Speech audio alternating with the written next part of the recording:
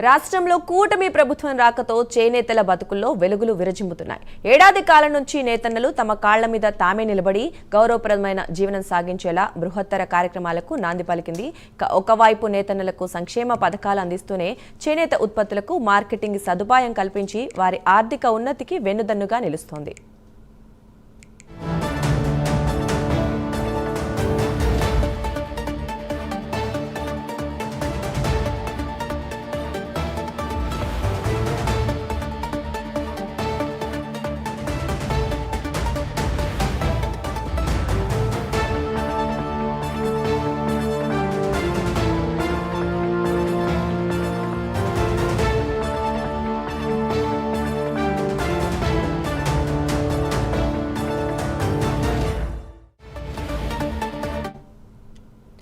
రాష్ట్రంలో వ్యవసాయం తర్వాత అత్యధిక మంది చేనేత రంగంపై ఆధారపడి జీవిస్తున్నారు.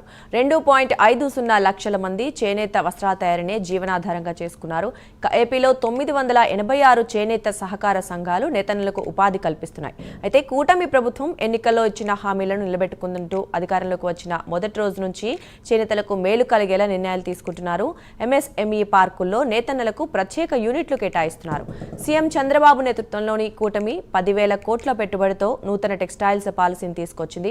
ఇక ఈ పాలసీ ద్వారా 1.51 లక్షల మందికి ఉపాధి కల్పించాలని లక్ష్యంగా పెట్టుకుంది.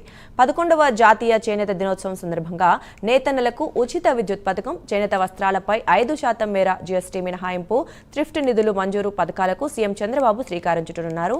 ప్రతి ఇంటి నుంచి ఒక వ్యాపారవేత్తను తయారు చేయాలన్న లక్ష్యంతో భాగంగా నేతన్నలను వ్యాపారులుగా తీర్చిదిద్దే కార్యక్రమానికి సీఎం చంద్రబాబు శ్రీకారం చుట్టారు.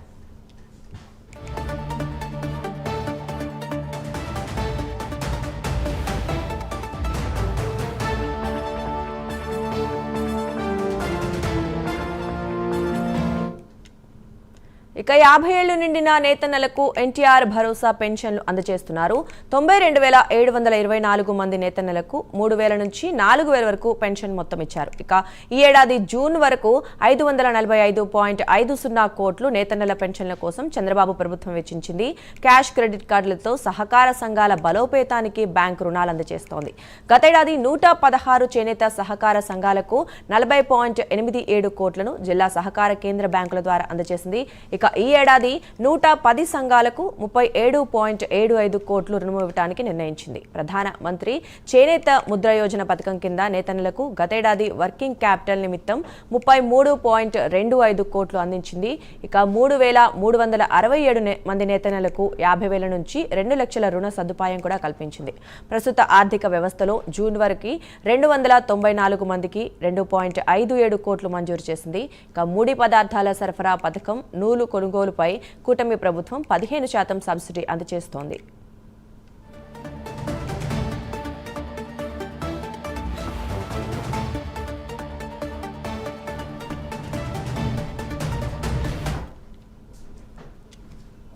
రాష్ట్రంలో టెక్స్టైల్స్ పార్కుల అభివృద్ధికి ప్రభుత్వం పెద్దపీట వేస్తోంది.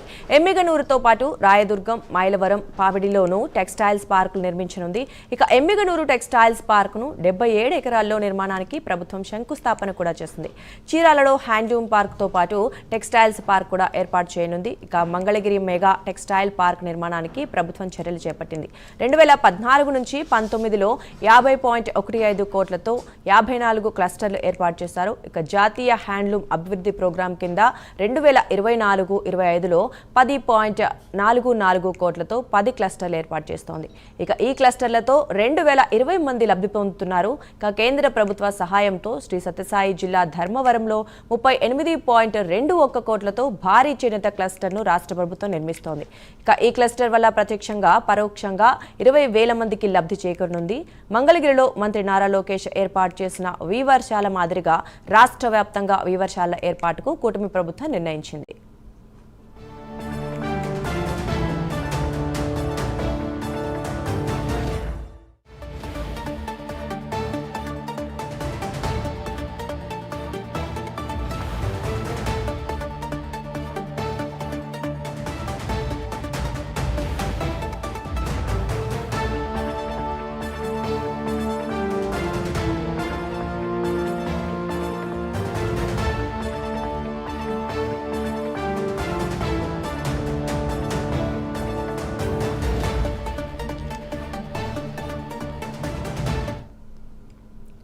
జాతీయ చేనేత దినోత్సవం సందర్భంగా ఎన్నికల్లో ఇచ్చిన హామీలను నెరవేర్చుతూ సీఎం చంద్రబాబు చేనేత కార్మికులకు 200 యూనిట్లు అలాగే మరమగ్గాలకు 500 యూనిట్లు ఉచిత విద్యుత్ ఇచ్చే పథకానికి శ్రీకారం చుడుతున్నారు.